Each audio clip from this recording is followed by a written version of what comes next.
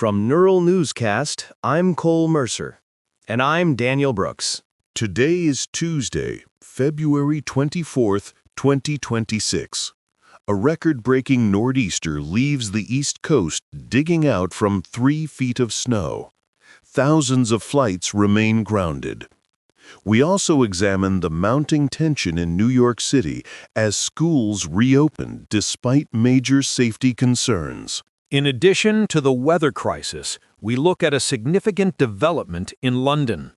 British lawmakers have backed the release of government files. These documents concern the hiring of a former prince as a trade envoy. A major storm system moved across the East Coast yesterday. It delivered what meteorologists are calling historic levels of snowfall. Parts of Rhode Island and Massachusetts saw nearly 37 inches. Central Park recorded over 19 inches. The sheer volume of snow has brought urban infrastructure to a halt. Over 600,000 properties lost power during the peak of the storm. Even the Boston Globe was unable to print its Tuesday edition. This marks the first time in over 150 years that the paper missed its print run. Transportation networks have been hit particularly hard. More than 5,000 flights were canceled across the United States. Nearly every flight out of LaGuardia and JFK airports was grounded yesterday. Pilots reported that visibility frequently dropped to zero. In many cities, travel bans were only lifted at noon yesterday. Transit authorities are struggling to clear primary arteries even now. Some Boston residents have reported feeling like prisoners in their own homes. The scale of the snowdrifts has physically blocked many exits. Security is also a concern in New York City. The police department is currently investigating reports of officers being pelted with snowballs in Washington Square Park. Commissioner Jessica Tisch has described the behavior as disgraceful and criminal. The storm has now moved into eastern Canada. However, the National Weather Service warns that strong winds will continue to cause drifting snow throughout the day. This makes the recovery efforts for utility crews exceptionally difficult in rural areas. Emergency services in Connecticut and New Jersey remain on high alert. They're watching for falling trees and branches that could cause further power outages. While the snow has stopped, the danger from weighed-down infrastructure persists. Turning now to the situation in New York City. Mayor Zohran Mamdani announced that all public schools will be back in session as normal today.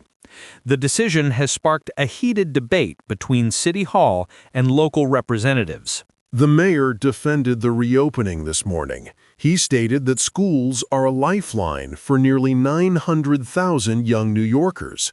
He pointed out that schools provide essential meals and childcare for working families who cannot stay home from their jobs.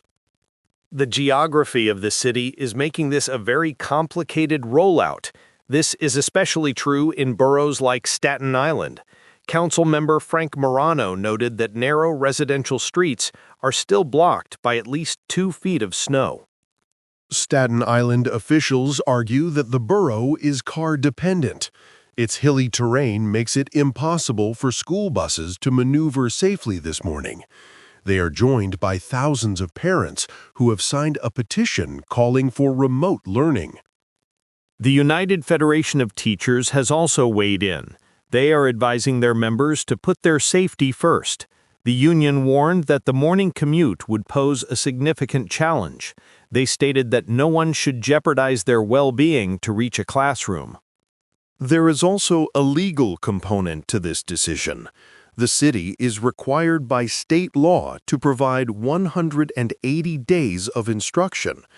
With no wiggle room left in the calendar, the mayor is trying to avoid being in violation of that mandate. The Department of Sanitation sent 65 additional pieces of specialized equipment to Staten Island overnight. They hope to address the backlog of unplowed streets. However, Borough President Vito Fossella says many residents are still forced to walk in the middle of the street. In-person learning remains the priority for the administration. This is a contrast to Catholic schools in Brooklyn and Queens, which have opted for remote classes today. It is a stark difference in how educational systems are managing the recovery. While the city struggles with the elements, the geopolitical scene is seeing a push for more transparency. In international news, British lawmakers have supported a motion to release government files about a former prince. The files concern the hiring of the former prince as a trade envoy for the United Kingdom. This follows years of questions regarding the vetting process. There are also questions about the specific responsibilities assigned to him during his tenure. The vote in Parliament marks a significant shift. The government has previously resisted the release of these documents. Critics have long argued that the public has a right to know how these high-level appointments are funded and managed. The release of these files is expected to provide a detailed look at the communications between government officials and the palace. Many see this as a major win for those calling for greater accountability in public appointments. I'm Cole Mercer. And I'm Daniel Brooks. Thank you for listening. Neural Newscast is AI-assisted, human-reviewed.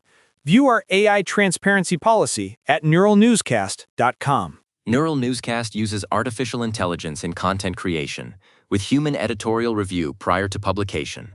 While we strive for factual, unbiased reporting, AI-assisted content may occasionally contain errors. Verify critical information with trusted sources. Learn more at neuralnewscast.com.